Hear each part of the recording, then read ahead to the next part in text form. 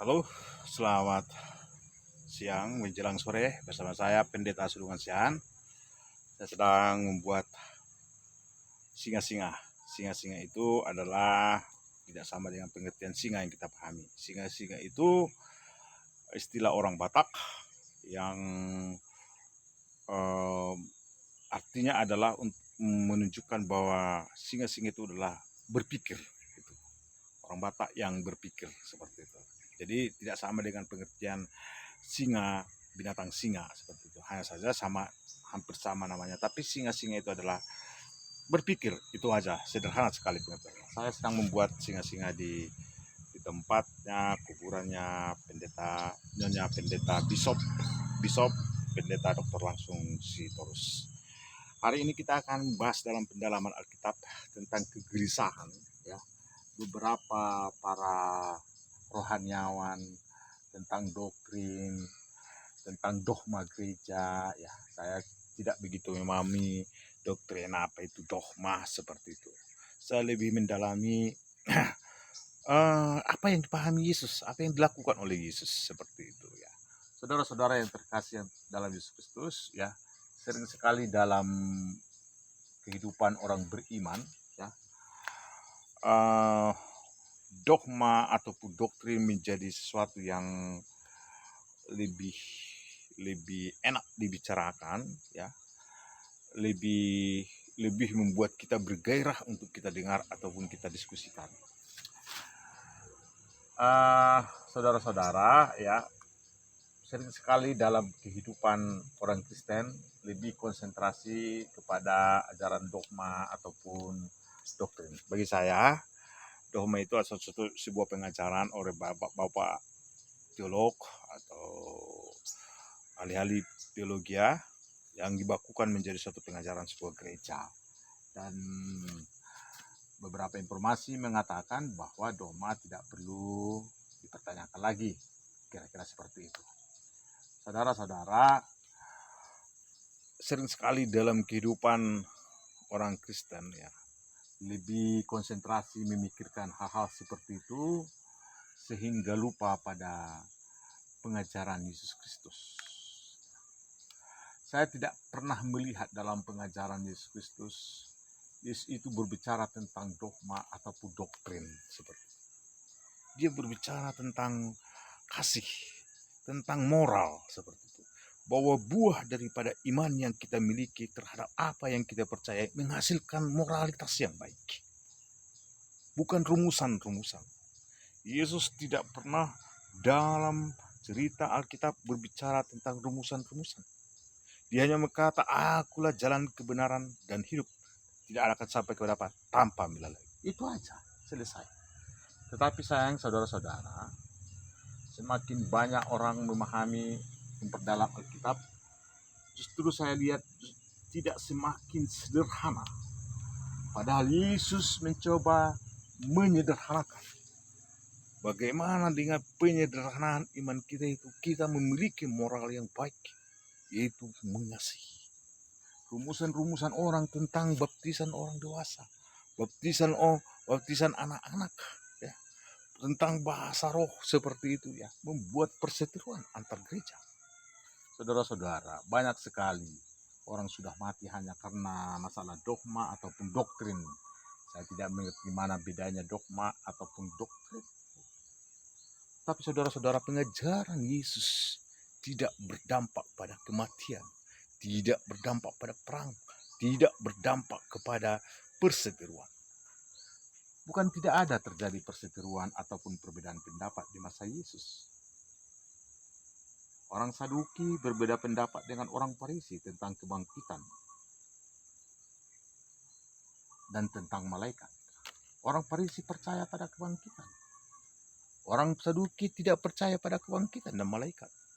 Tetapi Yesus tidak konsentrasi membicarakan itu dan tidak membicarakan perbedaan itu. Bagi Yesus adalah pengampunan, hidup saling mengasihi. Tetapi bagi kita orang-orang Kristen, sering sekali terjadi perseteruan, perdebatan, hanya karena masalah doktrin dan dogma gereja. Tidakkah kita telah mempersulit pengajaran Yesus? Tidakkah kita ini adalah seorang Kristen yang disebut dengan Kristen, yaitu pengikut Kristus? Cukup sederhana sekali pengajaran Yesus Kristus. Tetapi para teolog mempersulit dan memperrumit pengajaran-pengajaran Yesus dengan rumusan-rumusan yang dia miliki. Saudara-saudara yang terkasih, ya, ini hal yang perlu kita lihat dalam gejala kehidupan kita. Apakah dogma dan doktrin kita itu menyelamatkan kita? Tidak. Seberapa banyak orang mati hanya karena perbedaan doktrin dan dogma. Perseteruan perang salib hanya karena perbedaan rumusan antara Katolik Roma dan 3 kepatriarkan Katolik Turki, Yerusalem, dan Yunani. Terjadi perang hanya karena rumusan-rumusan para teolog yang menjadi dogma dan doktrin gereja. Di manakah rumusan Yesus yang menyebabkan perseteruan? Kenapa kita tidak kembali kepada pengajaran Yesus yang sederhana itu, yang membuat kita tidak berseteru dan hidup damai?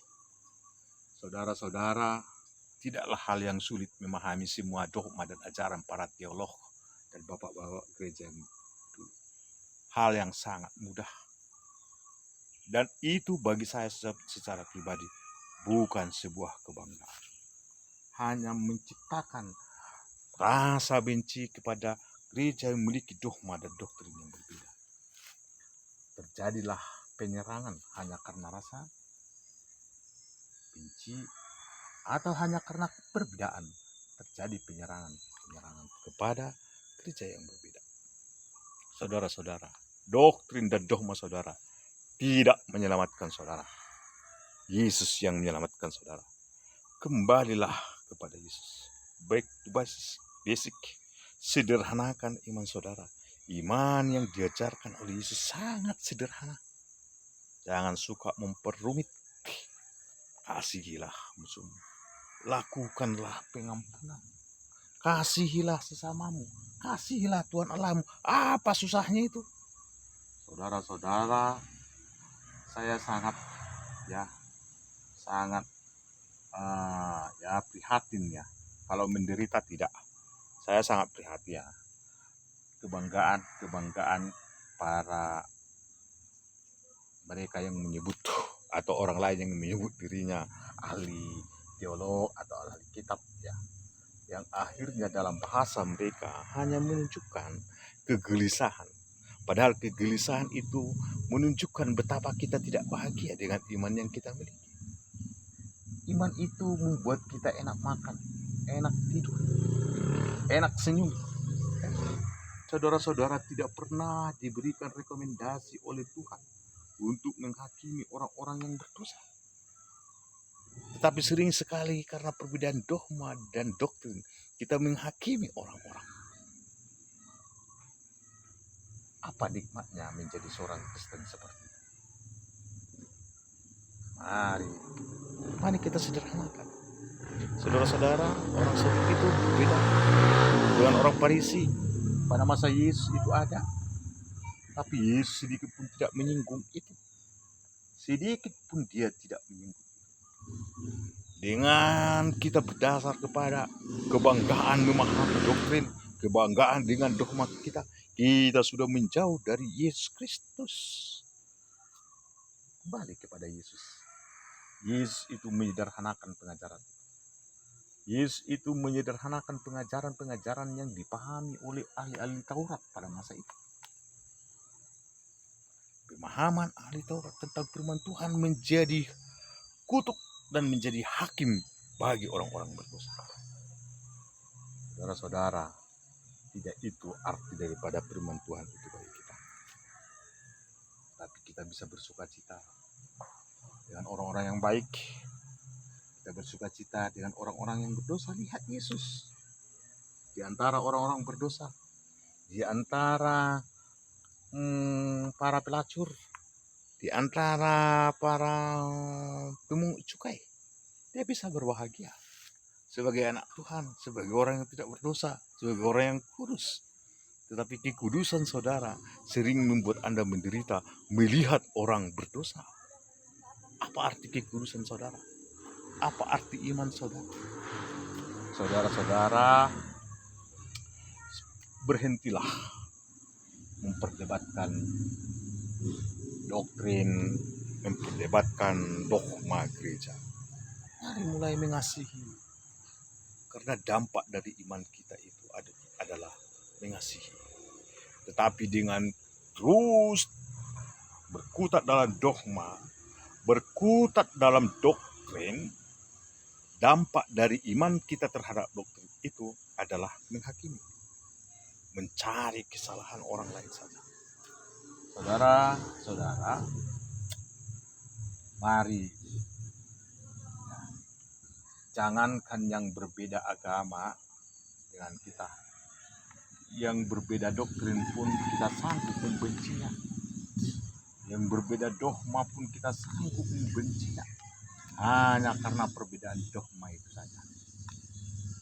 Perang salib itu hanya terjadi karena adanya rumusan-rumusan yang berbeda. Berapa juta orang mati, berapa banyak orang mati karena masalah baptisan dewasa dan baptisan anak-anak. Apa pentingnya itu semua? Yesus berkata, akulah jalan keselamatan. Kembalilah kepada pengajaran-pengajaran Yesus yang sederhana. Sederhanakan iman saudara. Sederhanakan iman saudara. Karena hidup sederhana itu, iman yang sederhana itu membuat saudara bahagia. Iman yang diajarkan oleh Yesus itu bukan untuk membuat kita semakin rumit, semakin menderita.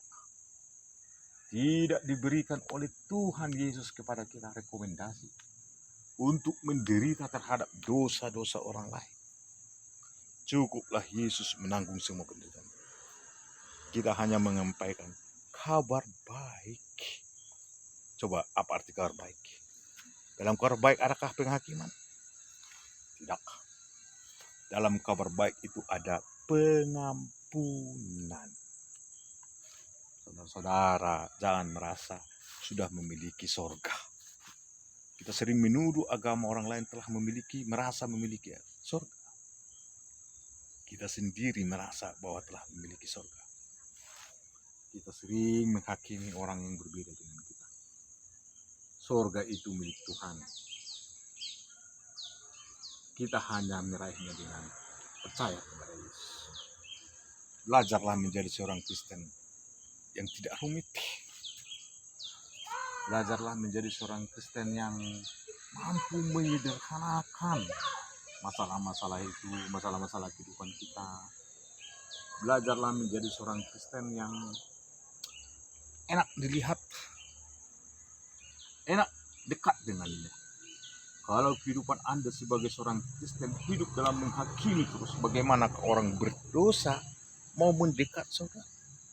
Kalau orang berdosa tidak mendekat kepada kau saudara, bagaimana kau orang berdosa itu bisa bertobat?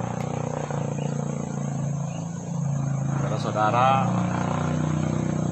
hentikan semua kemegahan memahami pikiran-pikiran teolog. Bangun kebanggaan kita memahami pikiran-pikiran Yesus. Bangun kebanggaan kita memahami pikiran-pikiran Yesus. Bukan bapak-bapak gereja itu. Mereka punya kepentingan, punya pengaruh lingkungan luar dalam merumuskan keputusan-keputusannya. Saudara, hentikanlah mulai hari ini. Ketika saudara sudah mendengarkan, cobalah. Anda bisa tersenyum juga, berbahagia.